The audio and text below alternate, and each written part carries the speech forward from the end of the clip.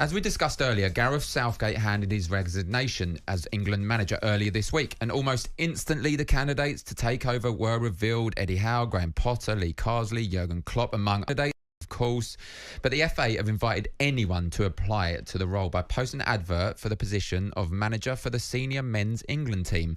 The job description, Coley says, they're searching for someone to lead and develop the England senior men's team to win a major tournament. So what we thought we'd do is we'd ask Carlton if he has what it takes to lead the country to glory at the 2026 World Cup. Oh, you don't want to hear my ideas, and if mate. you think you've got it what it takes to be the man to win England a tournament, we want to hear from you. Call 03717 223344, text 81089, or again, WhatsApp voice note us 03717 223344, the same number. We want to hear your ideas if you were to become the England manager.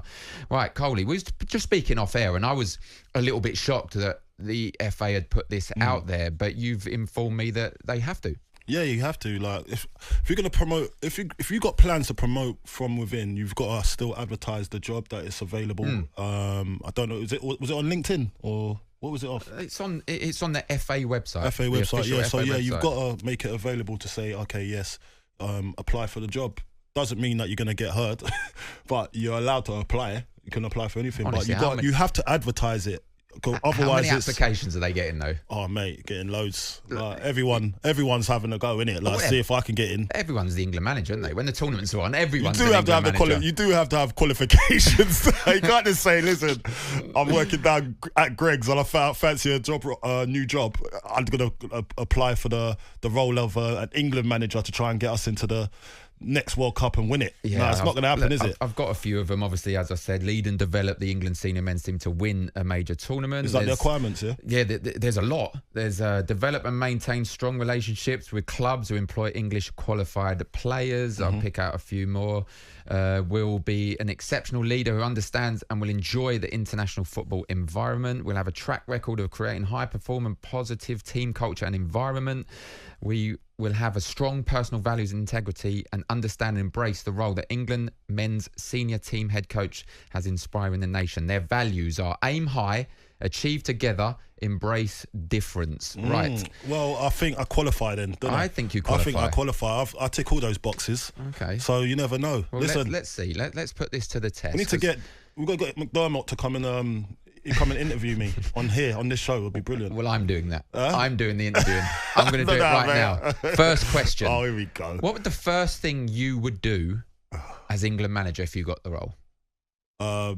Apart from celebrate, go out, count your money. If I got the role, I'd definitely have to look at who's supporting me and what's my backroom staff. Nice. What am I going to be going in with? And I've got to get the mix just right.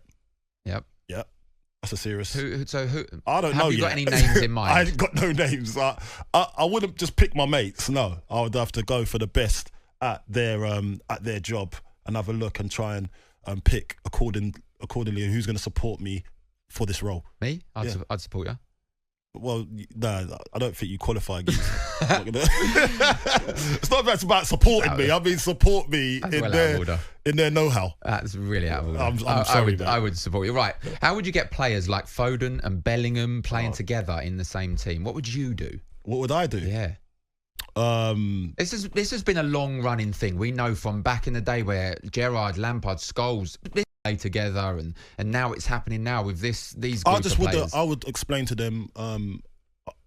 Probably sometimes I'll have to drop one of you. Simple. Wow. I don't want to just shoehorn getting that team spirit straight in there. No, but as long as you're clear, you know how it is. Yeah. As long as the manager's clear with you and say, listen, you guys don't merge together well. Yep. So I want to make it work, but at the same time, I've got to make tough decisions. So I've got to be honest with you. One of you at some stage are not going to play. But I need you to understand this is a squad game, and you will be coming on, as we've seen in the Euros, as an impact sub. Yep. And it might be you this week. It might be you the next time we're out. It's just how I feel it's going to go, and you just got to be open and honest to these We always say, and we've said it a lot about Gareth Southgate, when he first arrived, he said, I'll pick players on form. Would you have that idea? Because sometimes that's difficult. Okay, so for me, yeah, you pick players on form, but you got to keep your spine. So you keep your spine, and look, we were just looking at Gareth Southgate's spine, which is, it says it here, and they've played the most under him: Harry Maguire, Pickford, Harry Kane, and Stones, and Walker. Yeah. So that is your spine, and that's your culture right there, and they know what it takes to play for England. Yeah. So you build around it after that. Then you've got obviously the likes of Rice, Jude Bellingham coming in, and then if they understand it, and they understand where they lie in that spine, like they're the future, by the way, because you got obviously Harry Kane's coming to an end soon, Walker, and Harry Maguire, they're moving on.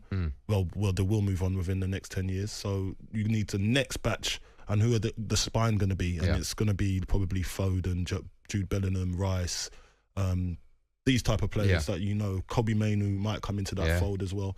So you're going to have to just keep them sweet, because you've got to always refreshing. You're going to have to refresh. You obviously mentioned Harry Kane, Kyle Walker, Harry Maguire, players like that. Is anyone from this Euro tournament that you wouldn't use in the next one? Because there's a lot of people saying Harry Kane's legs are gone, and this is a player who scored 50 goals, by the way, last season. I don't think Harry Kane's...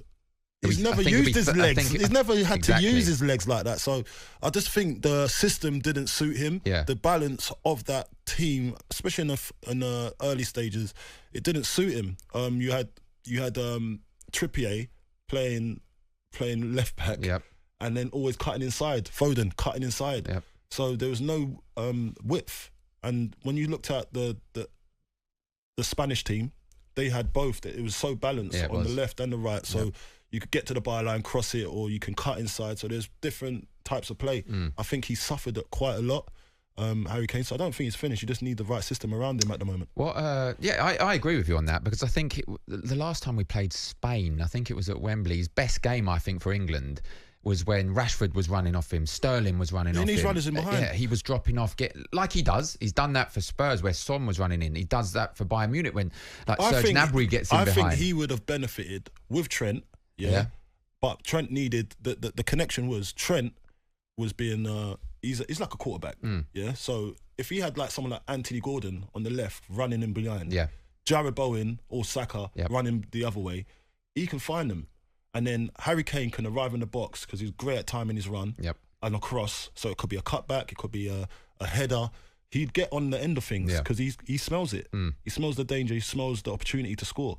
He didn't get that much of opportunity. How many times did he have an opportunity in this?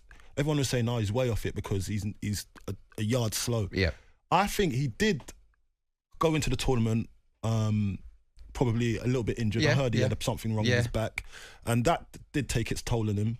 And for him to find that extra percent, he couldn't do it, and that's why people were saying, oh, maybe he's lost it. No, it's just that he went in there. I'm not making excuses for him. He was poor, he'd admit that, but he wasn't helped. Yeah. And you need to, if you're going to get a goal scorer like that, you got to put him in the right positions in that box so he can score goals. I'll get back to the interview in a minute, but I just want to touch on that, talking about Jared Bowen, and I'm glad that you're here, being West Ham supporter, etc. He never really got used, and I struggled for that. There was a load of them. More so with Jared Bowen, because there was an outcry of a lot of attacking play. We need to play Ollie Watkins. We need to play Ivan Toney. We need to get other players on the pitch. Foden, but this is a guy, I think, 16 Premier League goals without penalties last season. Anyone that could make an impact with a pace is Jared Bowen. Yet it wasn't used. It was a big shame for me. So it was Jared Bowen and Anthony Gordon. Yep. They both got pace, but the thing is, the problem that Jared's got is that Saka is the golden egg. Yeah. Do you know what I mean? He's he done well. He done well. Yeah. He done okay. I felt he was quiet in stages, and that's when you probably need someone strong to say, listen, you're not playing this next game. Yep. Because remember, when but Cole Palmer done really well. Yeah, he did. Yeah, and he was used as a kind of a squad player, but he could have mixed it up a bit. Yeah. You know, Gareth, and he stayed with what he felt comfortable with. Sometimes you got to come out of your comfort zone and try other things.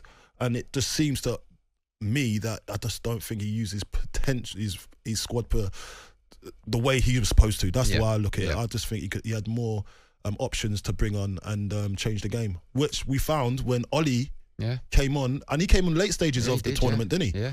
And he just turned it on its head, and it showed that everybody else had a role to play. Agreed. But if utilised properly. No, I agree. Right, how do you get England over that final hurdle and go on to win a major tournament? How does Carlton Cole do that? Oh, mate.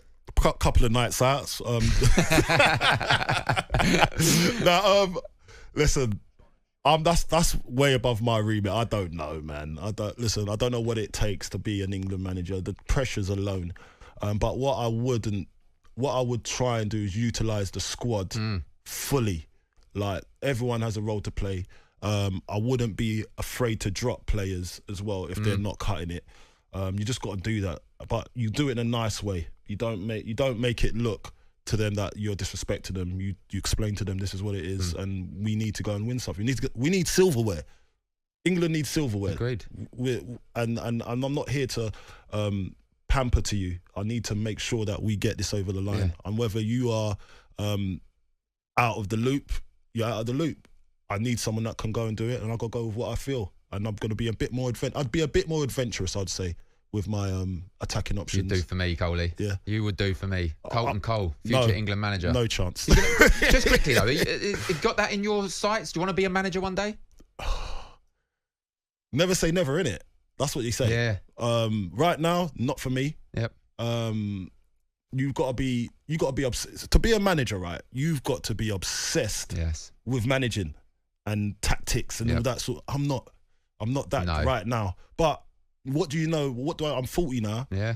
Maybe in 5-10 years, I've changed my mind. You know what I mean? I probably want to give it a right go. Mate, I think you'd make a great manager. I've got my badges, so all I need is just to put it to practice. I've obviously played with you, so I've seen what kind of team spirit you could bring in. I think you'd make a great manager. Oh, I really do. You're so nice. I really do. That's cute. On AM, on DAB, via the talkSPORT app and on your smart speaker. talkSPORT.